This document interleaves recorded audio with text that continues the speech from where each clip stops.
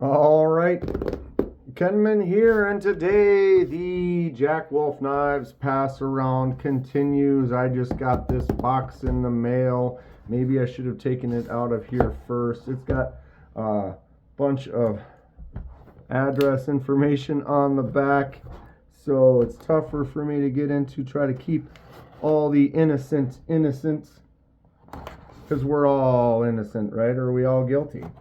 Guilty of loving knives, check.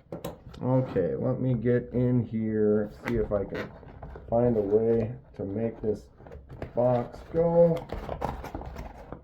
Wow. We've done it. We're free. Box on the floor. There it is. Today, hey, the Jack Wolf Knives presents Collusion. Jacob creates Jack Wolf Knives. A Jack Wolf Knives everyday carry fixed blade knife. Don't you love the VHS tapes they give out with these? Very cool stuff. All right, here's the back. Highly confidential. Oh yeah, let's get in. So if you don't know, I am in a pass around group for Jack Wolf, which means Ben from Jack Wolf is so kind as to take some of the new designs and then send them out to us reviewers to check them out, enjoy them for a day or two, pass them along to the next person. So here is another one from that. Oh, look at this. Wow. Awesome looking case though. I love the boxes and then the VHS kind of tape for those of you who are old enough to remember back when movies, you go to Blockbuster and rent some movies. That would be me. Okay, so here we are. Let's get to it. Look at this. The Red Abalone Collusion by Jack Wolf. Okay, wow. So we have the sheath slides in there, so you can slide that in your pocket. Got the nice logo on there. The white stitching accents really well. Cool looking clip. All right, so there is that. Let's look at the knife. What awesome fixed blade. I love a Warncliffe kind of sheep's foot. I consider this more of a Warncliffe. The sheep's foot, I would say, has a little more curve on the belly, but everyone kind of picks what they think. What do you think? Talk about it below. Warncliffe, sheep's foot combination. Go. Okay, so the Collusion. We have this really, really nice looking red abalone on the handle, which is a material from a shell of an abalone snail. Or is it a snail or would it be it's like some type of a mollusk creature, but it has a shell on the top. It really has some beautiful colorations, although the red is not natural. What they've done is they took a thin piece of abalone, you can see on the side, and then they put red backing underneath it, since the abalone is kind of a see-through, translucent, oily blues and greens, when you put that on top of something, you can kind of see underneath, so that gives it that really cool pink. But you can see the luster and the variance and the little blues and little pops of purples and different colors throughout. Really neat. I like a natural scale, and abalone shell is very cool. Nice little Edyards lanyard on here, although this would be just a lanyard since it wasn't made by the man. Nice little bead on there. Feels good. Not always really in need of a lanyard, maybe on smaller knives. In this case, it is kind of a smaller handle. My hand almost wants to fall off the end, and that kind of nub gives it just a little bit more grab at the back, although it does fit. No choke up spot, but you do slide right into that little notch really well. Little sharpening choil section right there on this S90V blade. Full tang all the way through. Nice little relief cut on the top with this Warncliffe kind of line. That looks like it's almost not flat. It's kind of like an illusion. Almost looks like it had like a recurve to it, but it looks straight. I think it's because the top angles down like that, it kind of gives you that illusion. But it looks like the blade is straight across. Nice hollow grind on there, which is really cool. That is going to be slicey. I like the tip in a good place, good position here. No jimps. I like jimps. Jimps across there would be cool. This is a thin, light, delicate knife, so it's not as necessary. I don't feel like I would be using this where I need to get into something so really tight that you're gonna slip off much. So it's not really a big concern on this type. I love the way that feels in the hand. As far as a smaller fixed blade, this could be a daily carry, no doubt about it. Do you daily carry a fixed blade ever? And if so, which one do you carry? And what are the attributes that you enjoy in that daily kind of carry of a fixed blade? I'd like to do it some more. Lots of knives. I carry them all every day, so it changes every day basically.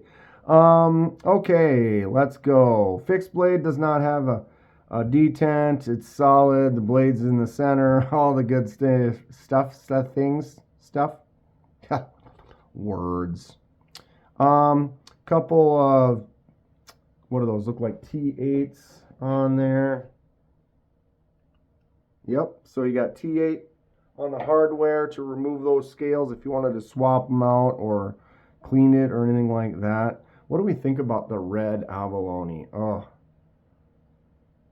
look at how the facets move. I mean, it's smooth, but all that is the detail inside there from that shell that you're getting out of it. It gives it all those kind of bumpy, wavy look. Oh, I really enjoy it. I have another abalone from Jack Wolf we'll look at in a second here.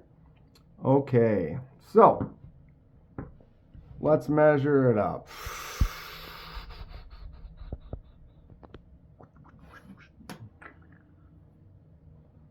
We've got definitely smaller, 6 5/8 end to end. 3 1/8, maybe 3 1/4 at an angle, but about 3 1/8 on the blade. Just under 3 inches, looks like 2 7/8 on the cutting surface with a straight edge, no belly. And 3 1/2 on the handle. 0.11. The 1/1 carries out. Sorry, the computer's making noise on me. The 1/1 carries out to there, and then it thins out a little bit and drops to at the top here, an 0.8 on the end with that hollow grind and that point, the little relief. What a great looking shape on a blade right there. This is an ultralight though. This would be a great daily carry fixie. 0.35 on the handle, 5.9 on the thin spot, 7.9 on the thickest, and 0.84 on the thickest spot on the blade. This battery will not give up. Wants to live forever. Or at least tell me it's dying for a year straight. 1.692. Not a bad weight. Compare everything with the drop bear, 3.29. Got a couple other Jack Wolfs. Here's the Gateway 304, Primo Jack 3, just about 297, and 169 on this lightweight beast. Okay.